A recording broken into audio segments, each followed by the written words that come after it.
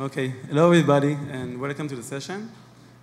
First of all, I would like to thank all of you for coming. I know it's the last day, and you're probably all on your way home, at least mentally. And secondly, I would like to thank our group of panelists. We have a very diversified and interesting group of people coming here, so thank you. As you probably all understood by now, we are going to discuss alternative distribution channels.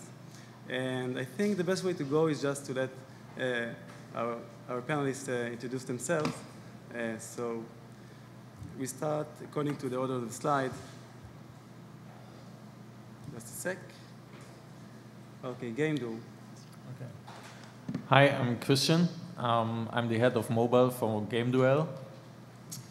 Game Duel is a casual games cross-platform community with big brands like Fluffy Birds, Jungle Jewels, and Bubble Balls. And we have several million installs over all platforms.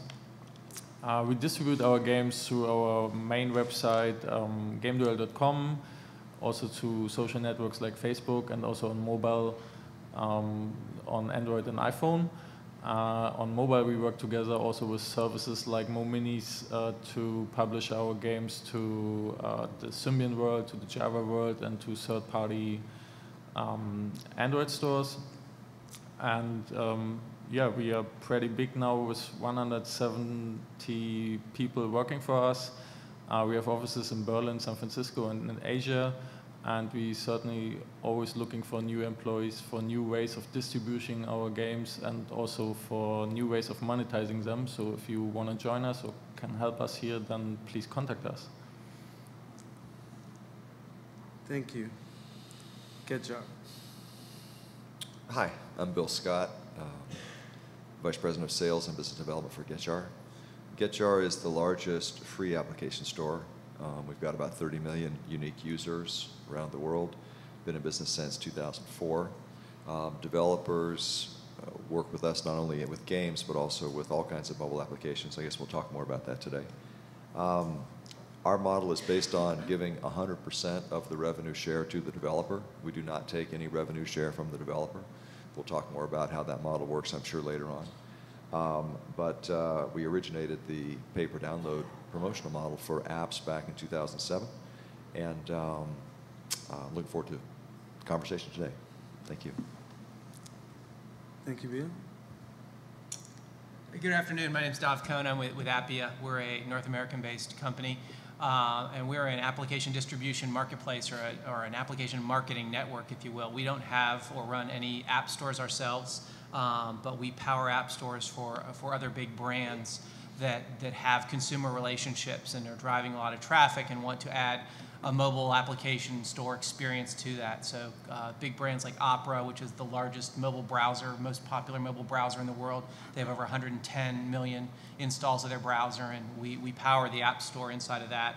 And a number of other big consumer brands. So we work with application developers, content publishers around the world to help them across whatever mobile application platform they're developing on, Symbian, Java, RIM, Android, iOS, help them find new channels to market. So we can do that. We'll deliver about 40 million downloads in July.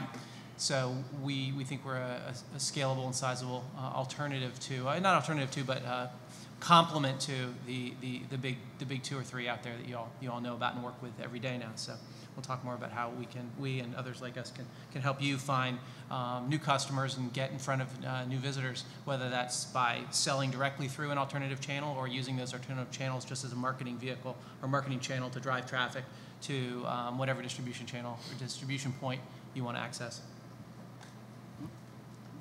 Thanks, Todd. Okay, so my name is JEPPSSON, and I just came in and started working for RIM about 6 months ago when they acquired TAT, the Astonishing Tribe, the user experience company. But previously, I have a 14-year background in the gaming industry myself, as running a game development company, doing things for Xbox and mobile and PlayStation, etc. So I've been a developer for many, many years, and right now at RIM, I'm responsible for the gaming strategy at RIM. So as many probably know, we are launching a new platform now, starting with a playbook, and soon new phones, etc. will start coming out. And And the new thing for RIM is that now it's possible to do native development on our devices. So going cross-platform for developers is suddenly possible in a whole new way, enabling developers to monetize on more than one platform. So that is basically the easy and developer-friendly platform is what we're trying to build here now to help developers monetize. Thank you. So we're about to get started. Thank you for the presentation. So we have two distribution channels. We have one developer and one vertical player that is in charge of the entire ecosystem. By the way, I'm from Umanis. I'm one of the co-founders and VP of Community and Content. And I think that the ideas for this panel came to me while I was working with developers, and I understood that a lot of them are not aware of the various distribution opportunities they have in the market. A lot of developers that are coming from the PC market, what they do is to try to take their games, just bringing them to the iOS, to the Android, Google Android market, and that's pretty much it. And there are a lot of additional opportunities that they can take advantage of. So let's start from the beginning. I think that once you decide to go on mobile, the first thing that you have to do is to create your mobile strategy. And I would like to take this question to Christian. When you decided to go to mobile, and I know that you are new to GameDuel, but from your experience and what you have learned about GameDuel right now, how did you decide which platforms that you're going to support? Did you do a research, or you just decided to test it bottom up, going first to the iOS and then to the additional platforms? We started 7 years ago with our main gaming platform. Then for 2 years ago, we started digging also into the social games. And 1 year ago, we started then going mobile. And what we did is when we started, or before we started, we looked at the figures, at marketing figures for every mobile market which was out there. And then we asked simply our users we already have what kind of mobile they have. And surprisingly, most of them had at that time an iPhone. So for us, it was a no-brainer because the market figures were saying the iPhone market is at that time the best to start. And our users we already have an iPhone, so just start with iPhone. And in the meantime, we developed several titles there, the Android market became bigger and bigger. And also our users asked us for developing also games for Android. So we switched then also to Android to develop games there. And then in the future, I think if there's any other platform interesting for our users, and our users are coming to us and saying, we also want like games for BlackBerry or for Nokia or for Windows Phone 7 because our users have these handsets, then we would also think to distribute our games to these platforms. Okay, so the next question is to build off. When you start to research the market, there is a lot of hype, and then there are the actual numbers behind what seems to be the hype. And since you are supporting a lot of platforms, what kind of numbers are you seeing? I mean, is most of the traffic that you are getting is mainly from the iOS, from the Android, and you get very slim and light traffic from the other platform, or you think that it's also worthwhile for developers to support them? For us, most of the traffic is coming from Android and iPhone so far. There will be always people like who attend our website with a BlackBerry or with several other phones, but it's quite a few or a low number. And yeah, like for example, BlackBerry, I'm pretty sure that people are there who likes to play on a BlackBerry too, or on a Windows Phone 7 too. But we have to somehow focus because we don't have unlimited resources and unlimited time to develop for all platforms at the same time. So we focused on iPhone and Android first, and we definitely have always an open eye for all the other platforms. I'll jump in on that too. I think you asked about sort of what's the growth or what's the opportunity in alternative platforms. And from our perspective in selling, we sold applications in over 200 countries basically every month. And to that point, I think it's a very regional difference. Where we have blinders on here in the U.S. or in North America, where everything is iPhone and Android today, because I think I just saw a statistic today that over 70% of devices shipped in the U.S. last month were smartphone devices. But you get outside of the U.S. or Westernized Europe and into Asia or Latin America or Africa, and it's not that way. It's still heavily Symbian, it's still heavily Java, it's lots of other platforms. A lot of developers can't afford to develop for all those platforms, so it really goes back to what's the intent and purpose of your game, who are you trying to reach with it, and where is there a market for it. If you have an application that could be a global application because there's no language barriers, there's no cultural tie-ups, there's an opportunity to take that to Asia or to South America, then you need to think about how can you get that into more people's hands, and that is on Symbian, that might be on Java. Here in the U.S. or again in Western Europe, the high intensity, the high engagement is in the smartphone platforms. But to your to your question, there's still huge opportunities in virtually every platform type, and it really depends on, again, who your market is, what's your game, your application, who you're trying to get it to, and what are the people, what are the consumers using, what do they have in their pockets in those markets. Yeah. And also, I think the lack of information can also become a vicious cycle for some platforms such as BlackBerry. But we have 1 billion downloads now, and last year I think BlackBerry had the biggest market share among smartphones in the UK, for example, and the demographics was females between 15 and 25. So there is money on the table for developers who knows the facts also, and it's about spreading the information and making it easy for the developers to at least dip their toe in the water to try to monetize in markets they might not even have thought about. So BlackBerry is 20% business today and 80% mass market consumers, and it's just going to continue. So, and that goes for other platforms as well.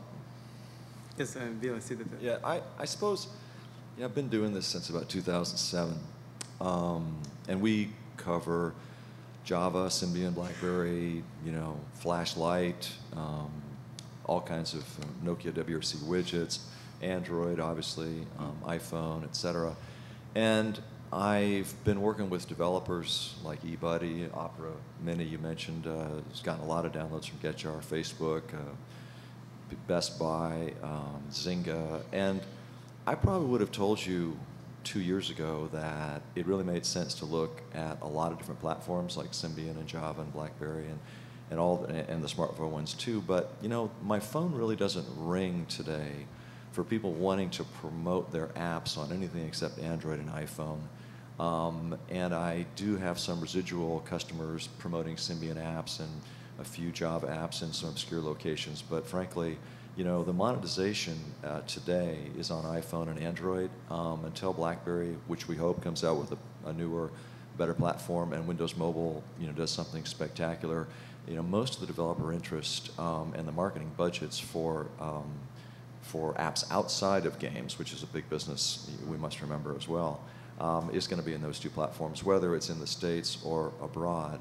I've just seen pretty much developer interest in other platforms fall off a cliff in the last year or so, and we've reoriented ourselves for the 2011 timeframe, principally to focus on Android and to help developers monetize there, because it's a much more open platform than is iOS, which I guess we'll talk about openness here later. So.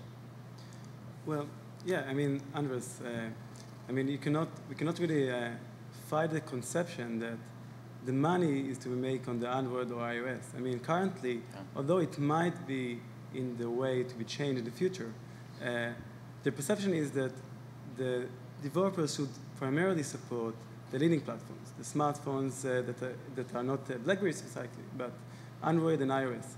So are you doing anything to change their point of view right now? Is there anything new that you are bringing to the table to change your mind? For sure, and I think a part of just bringing QNX now to our future devices, making it very easy for developers to add this new SKU and support native development will help developers that, if I were a developer, I would also develop for iOS and Android, obviously, because they have a really big install base today. But if I can just spend a few % of my development budget, add a SKU to be able to do playbook and soon the phones, and maybe start by making 10% of my revenue, and then 6 months later maybe 20%, etc. and time will tell. I mean, I'm leaving money on the table if I make it difficult for myself. And I'm reaching out to a lot of developers today that create a lot of their games using Objective-C, for example, and doing iOS only. They don't even do Android. So my message to them is, I mean, wrap Objective-C and do C++, because then you can do Android and you can also do Playbook, etc. And that makes total sense for developers. So that is my focus, to really help developers monetize, and not only on our platform, but on everybody's platform. That will benefit everybody. Okay.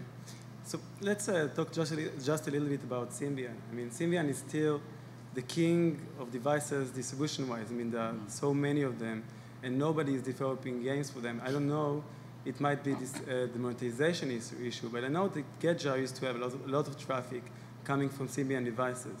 So, Bill, do you think it is the fact that although there's a lot of traffic, nobody is creating content, or even if they do create content for Symbian, there's no money to be made there because there are monetization issues? Yeah, your last point is correct. I mean, we do about 100 million downloads a month on m.getjar.com from all different platforms around the world, of which Symbian is maybe 10 or 15%. And like I said, back in 2007, 2008, there were a lot of people who really were promoting heavily apps they built for Symbian because they felt that they would monetize them, whether they were free apps, whether they were just or apps they were selling. But and like I said, I still do have some antivirus guys. I've got a few games guys, some social networking guys that do still focus on Symbian. But compared to what we see on Android, it's microscopic. Okay, from our experience, we are also working a lot with the operators globally, and we know that for Symbian they still generate some revenue, and for developers there is money to be made there. Do you have any experience working with operators, by the way, just trying to generate revenue through them? Yeah, operators are a number of operators are partners of ours, including Telcel in Mexico and the entire America Moviles network in Latin America, and they look to support applications for the handsets they provide. They're driven by handsets because, by the handset strategy or the handset portfolios that they launch. They're absolutely moving into more and more smartphones like the rest of the world as Android prices come down drastically, and there'll be soon, sub $50 Android handsets. That's going to open up those markets to Android, and that's where the growth will continue. But to support their customers in market today, yeah, they want the applications that are going to support the operating systems that they have in market, whether it's 200 million Symbian handsets across South America on America Movile, or Java or BlackBerry, because that's what they have embedded, and that's what consumers are still looking for today. So it's changing absolutely drastically, but the carriers think more about what have I got in market today that I want to try to leverage. And also, I mean, to stay relevant, I think, in the market and not just becoming bit pipes, which is a little bit, I mean, at least what we've seen in Scandinavia now. I mean, the operators, carriers, they're being really squeezed by Apple because the consumers wants to buy the products, but there's nothing really in the business formula for the carriers to add any value to real value to the platform, and that's why you also see carriers now promoting Android and BlackBerry and other devices heavily to sort of get a foothold again before this just slip out. Okay. So, as a general approach, what do you think is a better approach? Developers can decide, let's say they have an IP, and they can decide to go one way, which is creating one version for a single operating system, and if it's being successful, they can port it to different handsets. The other way to go is just to use cross-platform tools and support many of them to begin with. And Andres, as a vertical player in the market, and also probably the third one in line when it comes to developers. I mean, they first created version for the iOS and then Android and only then BlackBerry. What is your approach? I mean, do you want developers to create games for BlackBerry, specifically made for BlackBerry devices, or are you encouraging them to create games for a lot of platforms?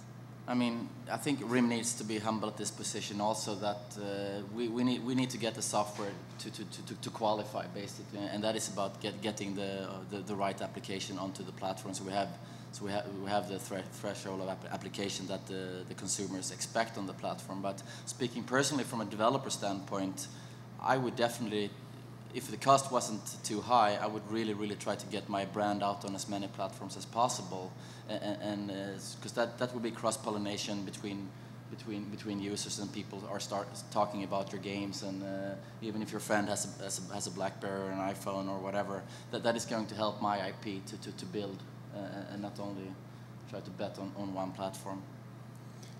And Kristen, by the way, for you as a developer, is it even an option? I mean, I know that you guys are pretty big. You have a lot of employees in the company, so you're not a very small-scale studio that are creating games, but are you taking this approach? I mean, do you start by creating a cross-platform game, or do you mainly focus on very specific platforms and then expanding your market into different ones? We are always thinking about the possibility of porting our games to other platforms as well.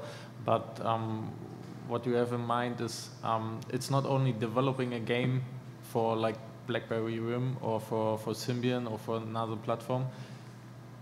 You have additional costs there, like you need to marketing the game somehow. You need the person who's administrating the channel on the marketplace. Maybe you have not only one marketplace, like if you look to Android, you have the Google store, you have the Amazon store, you have an operator store, you have third-party stores. So if you have one version for Android, you have several ways to distribute it, what is on the one side very good, but on the other side, it takes you a lot of time to administrate everything and marketing everything. And if you that you have to also consider that if you enter a new platform. So if there's a possibility, like we did it now with HP came to us asking if we can port one or two of our games to the new WebOS. We didn't thought before it, but when HP approached us, we said, okay, we can do it together because you have the knowledge about what we have to do and how much it costs, and you help us with marketing costs and stuff, everything, and that was a nice try then. And we now looking at the figures, what our users say to this approach, and if it works well, we definitely will also port more and more games to HP, and even if BlackBerry approaches us in the same way, we would also consider that. But we have also always looking where can we put our employees or our costs and stuff like that. So it's not that easy. Guys, do you find HP has a relevant volume of devices in the market to justify that? It was an opportunity for us, so that's why we take it on. So they paid you? If you want to say that. Okay, yeah, that's what I figured. Go ahead, sorry. Well, yeah, actually that is a good question. I mean, I didn't even start to talk about HP because if you consider Android and iOS, and then you have BlackBerry, HP will be maybe next in line. But we do see that there's a choice to be made. I mean, you have a limited amount of resources, and you have to really focus on your direction. And I just wanted to know, again, Bill, from your experience working with developers, is device fragmentation a big issue? And not only in the operating system, but in the different variant of devices you have in a specific OS. I was all set with an answer to the previous question. Device fragmentation. Yeah. So we've dealt with Java for a long time, and when that was something that people built for, it was very important to be able to map the correct build to the correct device. And you'd have, I mean, we host, I think we're one of the only places outside of Google that actually hosts Google's apps. So we host Google Maps for mobile for non-Android devices. And there was a moment when this was, it still is a fairly big, there's a fair amount of volume coming out of that app still. But I think there are about 147 different versions of Google Maps for mobile on GetJar, counting Java, Symbian, BlackBerry, the old Windows Mobile, and et cetera. And so, yeah, I mean, that is probably where, I don't think Android will be quite that bad, but if you listen to the Google guys' presentation yesterday, I think they're accepting the fact that there will be fragmentation, and that app stores need to be set up in order to allow developers to target builds for certain devices that take advantage of the, particular characteristics, whether it's the chip or the screen size or whatever, in that device. And we do that. When you go to developer.getjar.com and you upload your Android build, you have the option of being very granular about how you target that build so that you get the optimal experience. But we still do see, for instance, I mean, I would say that some of the casual games developers that we're working with on Android today may only port their build to 70% of the Android devices that are in the market, and just probably not really take into account another 30%. But to your previous question, though, if you want to talk about how you deal with other things and at what platforms you target, we should talk about HTML5 at some point. Because there's a couple rules of thumb, one for games developers and which platforms they should target, and the other for app developers and which platforms they should target. And there's kind of a difference. So if you want to go back into that, we can. But on fragmentation, yeah, we see it, and it's probably going to get worse. But that's not necessarily a bad thing. If it weren't fragmented, you would inevitably have a monopoly of one handset manufacturer or another, and there wouldn't be the diversity of development opportunity that there is today. Yeah, that's a good point. Yeah, well, yeah, we can discuss HTML5. Actually, cross-platform development tools are, I think, a key success factor for developers to be able even to create games that are cross-platform. So putting out to the side, don't want to talk about it because it's not the right way to promote yourself, but Andres, do you see a lot of game creation tools that can help developers create those versions of games that can run on iOS and then Android and also BlackBerry? Your old devices, your new devices, what kind of tools would you recommend developers to use? I mean, I'm mainly focusing on the new generation platform for BlackBerry, but I mean, there are two dimensions to this really, and one is like you just mentioned, Bill, about HTML5 and Flash and Java, etc. And that is one of the things that is a part of the message that I have, that the platform owner shouldn't really dictate how the developers are supposed to be creative, and also not to how they should monetize on one or more platforms. So for the playbook, for example, we support HTML5 via WebWorks. So if you have a great HTML5 game or application, it's very, very easy to bring that over and start making money on our platform. And the same for Flash Adobe Air to bring over and just start making money. And developers are doing that now and showing decent numbers already. But on the other hand, also there are all the middleware. I don't know if that was your question really, like Unity and AirPlay and those kind of multi-platform tools where the developer can actually focus on being creative and bringing their content over to all the different platforms that those tools support. And that makes a lot of sense for many of the smaller developers anyway. So that's what I'm focusing on now, right now also, to make sure that they can start monetizing if there are Unity developers, for example. Okay, so putting aside the device segmentation, there's also distribution segmentation. And we see a multitude of distribution channels only on the Android operating system. Verizon, Telefonica, Turkcell are creating their own app stores. And it's becoming a nightmare both for developers and for end users. And I wanted to ask both Dov and Bill, what is your approach? I mean, do developers need to support all these avenues that are available to them, or just choose one, focus on it?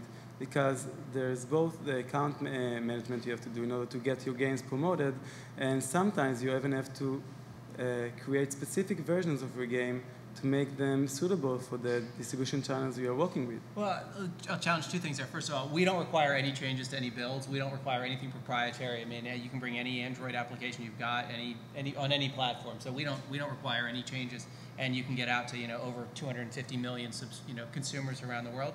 But I think the other thing you said was that consumers are getting sort of confused by it. At least personally, and the partners that we work with, and their consumer relationships, they don't see consumers getting confused. They have consumer relationships on a daily basis when they open their phone and want to interact and get news, get information, get applications. And that's the opportunity for developers, is to be in as many places as possible for that. As I said, when I kind of introduce myself, it's less about being another app store and more about finding other marketing and distribution channels. And we're trying to at least break down any sort of hurdles or barriers and make it easy. So obviously you can't upload any iOS stuff. We're a marketing channel for iOS applications across, tens of millions of users around the world who discover through channels that we power, and then they download from the App Store. They can discover from us and download from Android Market in the same way. So we try to make it as easy as possible for developers. They come to us in one spot, get access to lots of distribution. GetJar's the same way. I know they don't require any proprietary kind of information or things like that.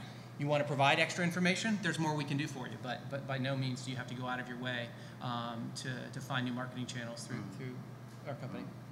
Yeah. As a salesperson, you have this overriding philosophy that the customer is always right. But every once in a while I get into a conversation with one of our customers where I have to tell them that they're not right, and this is one of those situations. And the analogy I typically use is, if you're Nikon and you're producing digital cameras, then you've got to have that digital camera in Best Buy, in Target, in Kmart, in every duty-free shop, in Walmart, and you've probably got somewhere in Japan or in LA an entire building of people that does nothing but manage channel relationships. And that's kind of the way that any retail business eventually, or any consumer business eventually evolves. I mean, it's the way the games business has evolved. If you look at all the different places that you can distribute a casual game today, cross-platform, and it's the same way with app stores. So we try to make it as simple as possible. One point to differentiate what Dove said here, we do recommend that if you upload an Android build to GetJar or any build, that you tag it so that when you see on your back end the metrics, you know that the downloads have come from us and that the user engagement is what it is, so that you can compare that to other sources.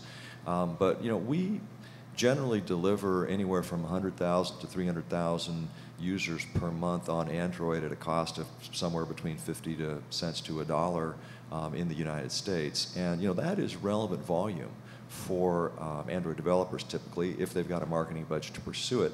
And so, therefore, normally it makes sense to broaden your approach. We do the same thing that Appia does. We detect iPhones and redirect that traffic to the iTunes store, but we do host the Android apps because therefore there's less of a conversion issue, not having to refer the user to a secondary download source, and this improves the cost per user acquisition. So yeah, Billy, you just said that you believe it's the market that has to decide, and Andres, we know that BlackBerry are closing their doors for alternative distribution channels, and I just wanted to know, what is your approach? I mean, on the one hand, yes, it is a nightmare for end users and developers sometimes when they have to distribute and discover applications. But on the other side, look at what we see in the App Store, in the Apple App Store. I mean, the top 10 games there are all EA games. Yes. I mean, how are you going to avoid finding yourself in the same situation 2 years from now? Yeah.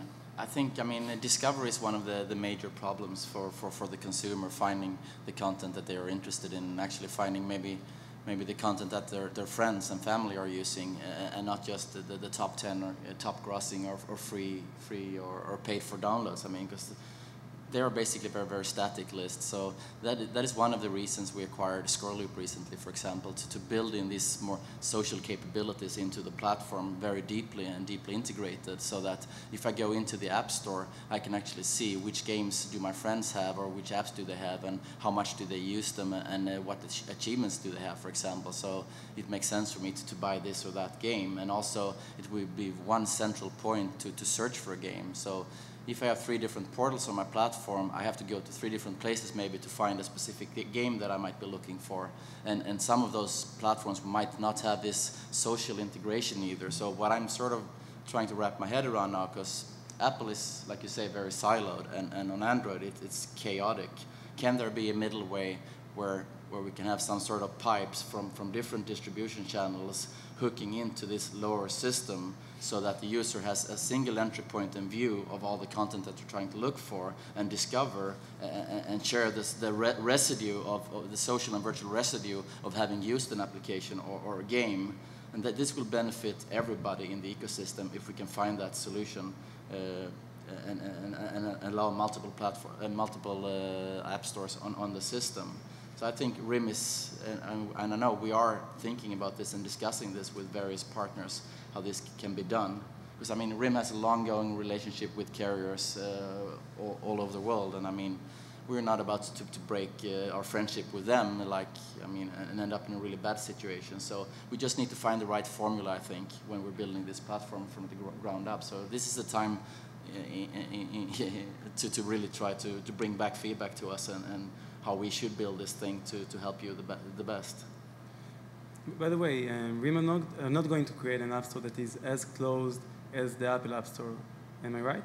I mean, we already have operator views, I think. So if you're Vodafone and you go into App World, they can promote their application. So if you submit a game, for example, or an application on BlackBerry today, you have a lot of checkboxes as the partner or developer. You can say, only for this carrier, it should be free for this amount of time, and only for these device models, etc. So you can do very targeted marketing, for example, during periods of times, etc., etc. But it doesn't solve stuff for competing app stores, for sure. So, Anders, are you going to allow other app stores to host BlackBerry apps or not?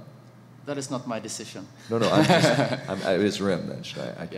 So, I mean, it goes into the whole question about the end user experience and how to do that the best. So, but are you going to allow, let's say I'm a developer of any enterprise application and I want to build an app for BlackBerry devices and sell them, some CRM application or not just a game or anything.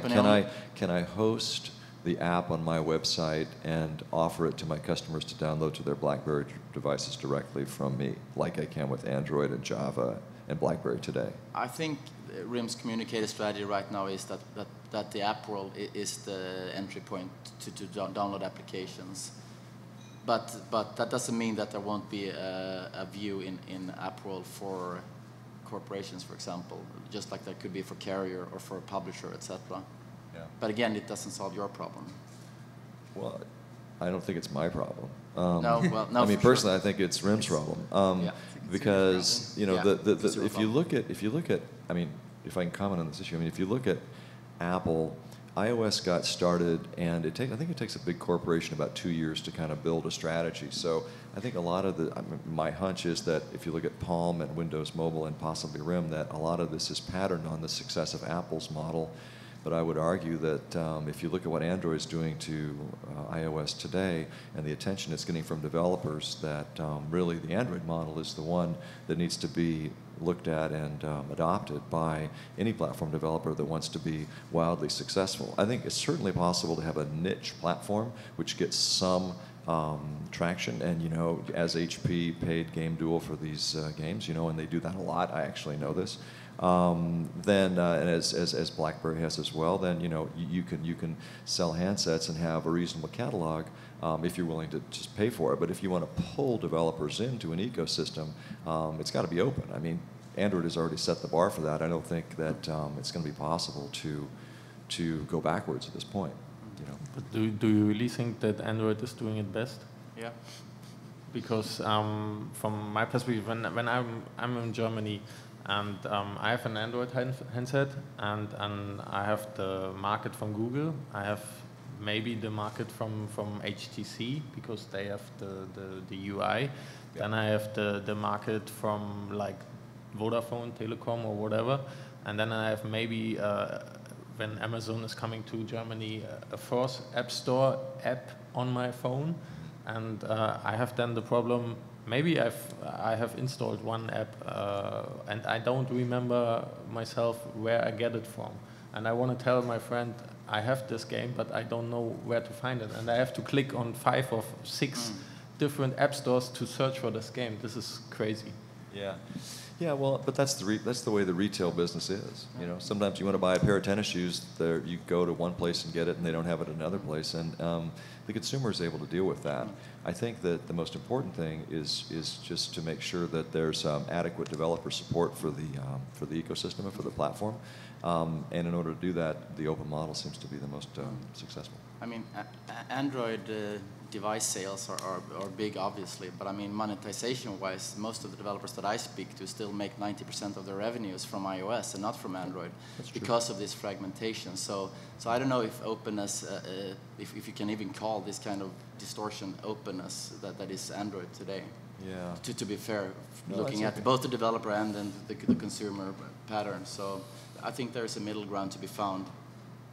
I mean, taking RABE side for a moment, I mean, you do see some problems in each one of the solutions. You have, on the one hand, a very fragmented Android operating system and ecosystem that really make it hard for developers to distribute applications and for end users to consume applications sometimes. On the one hand, you have the Apple App Store, which is extremely closed. And just, again, just playing the devil's advocate right now, what RABE is saying is, okay, we are going to create an app store, an ecosystem with different views, and we are not even constraining the developer to use our billing method. So I don't know if you know that, but in that aspect, they're even more open than the Android platform, where you have to use the Google checkout in their Google Android market. So for instance, I can take an application, I can put it on BlackBerry Store, I can use my own billing method, and then I can even share my revenue with RABE and not the other way around, which is a big advantage for a lot of companies. But you can take an Android app and put Fortumo or Boku or PayPal or WorldPay, any billing system in it that you want, and upload it to GetJar. We do not, and I hope Appia, I'm not sure, but I don't think Appia either constrains a app to any particular billing system. This is a mistake that Android has made, but this is Android Market. We must distinguish between Android Market and Android the platform.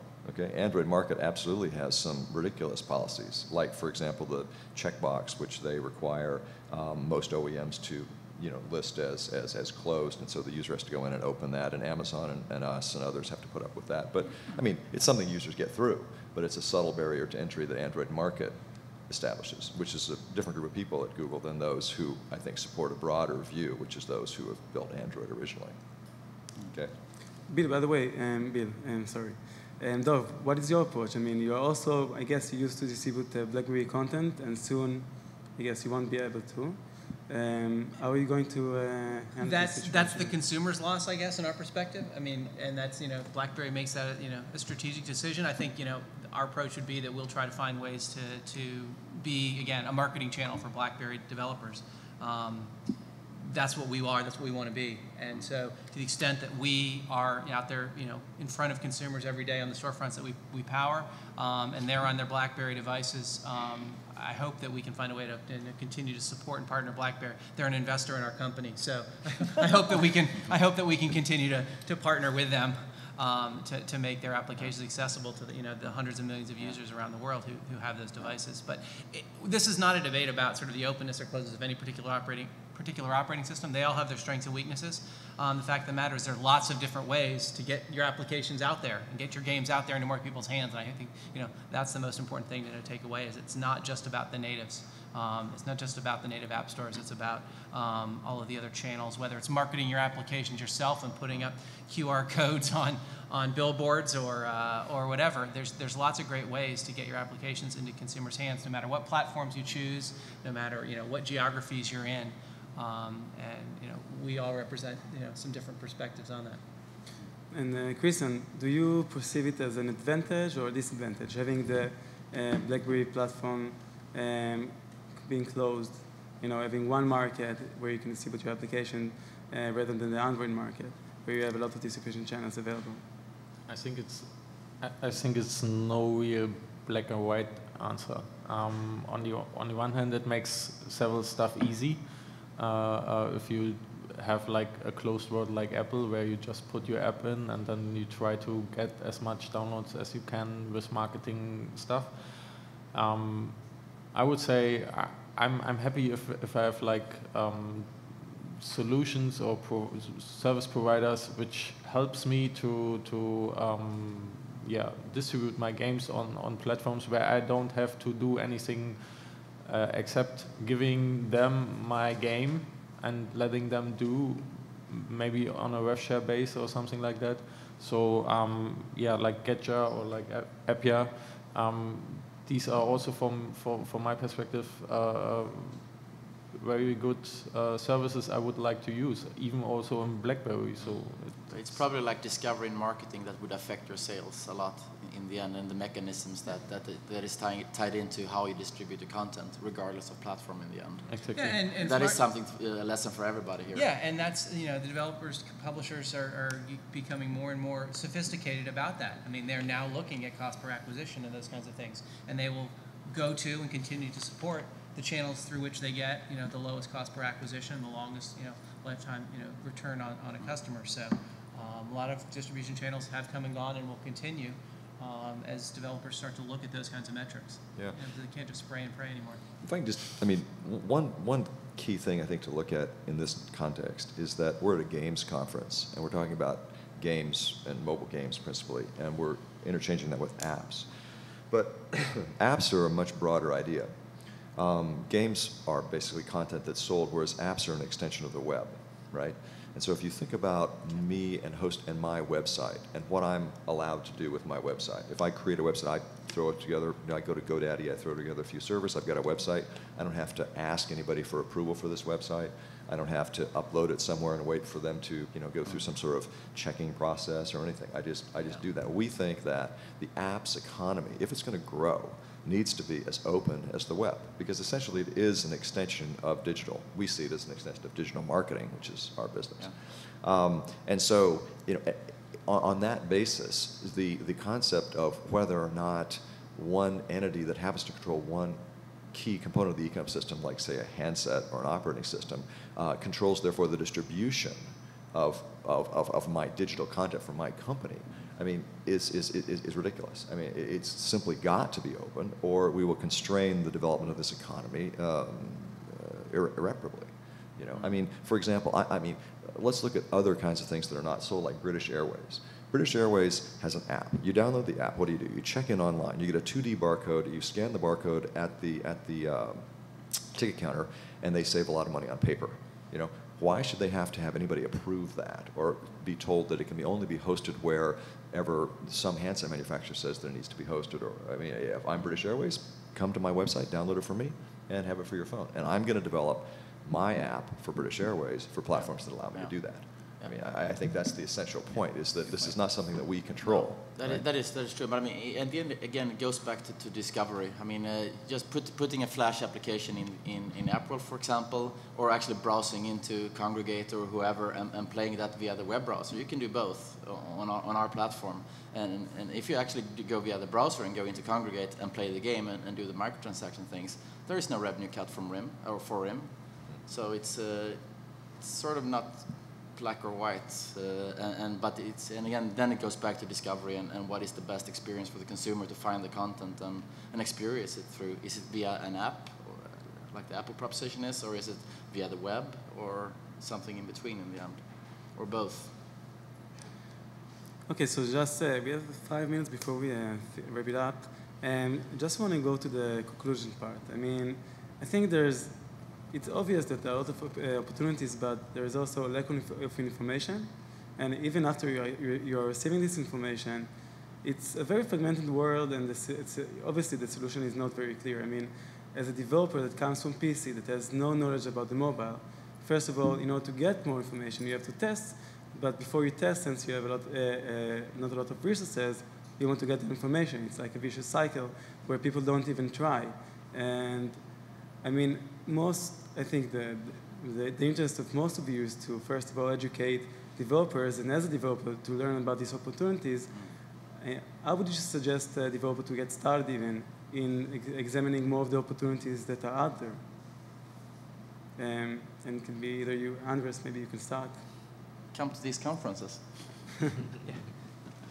Well, it's a good question. Where do you start? Yeah. And they're going to start based on the platform that they know best through whatever research they can. It's probably what phone they have in their pocket or their friend's pocket. It's going to be, generally speaking, one of the big two today.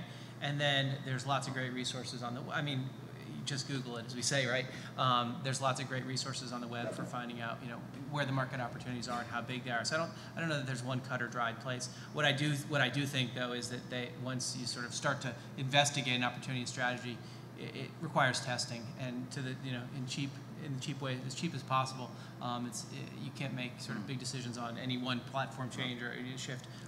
There's got to be rapid prototyping, rapid testing in each of those, and then find those opportunities where the cost benefit is or the cost is as low as possible towards the benefit. And there's lots of distribution that you don't have to change anything, you don't have to do anything to access those channels, and you can experiment there at little or no cost.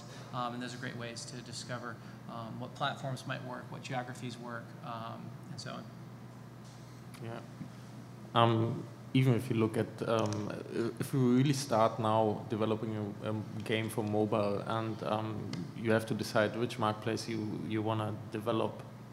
If you go to Apple, where the money is, maybe, or you go to Android, where it's crowded at least with several 100,000 apps also on iPhone 2, or you go to maybe you decide to go to RIM, where maybe just a handful of games is, but there's an opportunity for land grabbing as a new developer. You have to decide and think about what you want, and also maybe in which countries you want to publish your games. So if you go to I don't know, India or Malaysia or something in that area, Nokia is still there very strong. Maybe it makes sense to develop for Symbian. So you have to take as many points in account as you can. Bill? I think there are a couple rules of thumb. One's for games and the other's for apps. For games, if you're going to sell your game, then you want to start on iOS because you've got the best billing, and that's a no-brainer.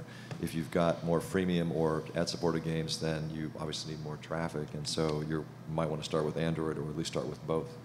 So that would be it. And I think BlackBerry certainly should be considered very seriously as a games platform, because I've heard about some of the new devices that are coming out, so I think that would be also a very good idea for paid games. For apps, if I could just mention this, it's a little bit different. For apps, we find that what's the most successful is to pick one platform, it doesn't really matter which one, and build an app and figure out what your sort of value proposition to the consumer is. And then at the same time build a mobile site, and have that mobile site kind of cover all the rest of the phones, because typically apps need to cover, if it's a retail store or something else, everything else outside of a particular smartphone. We have a product called the Mobile Site Shortcut, which kind of transforms a mobile site into a downloadable launcher app that a lot of people use in order to accomplish this.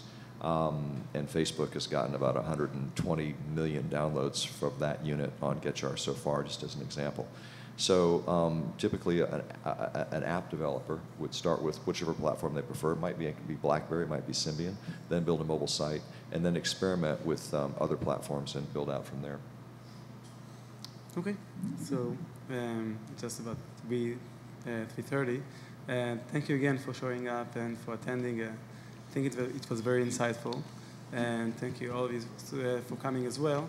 And if you want to ask any questions, please you can come here, and I'm sure that everybody will be glad to help you out. Thank you. Thanks.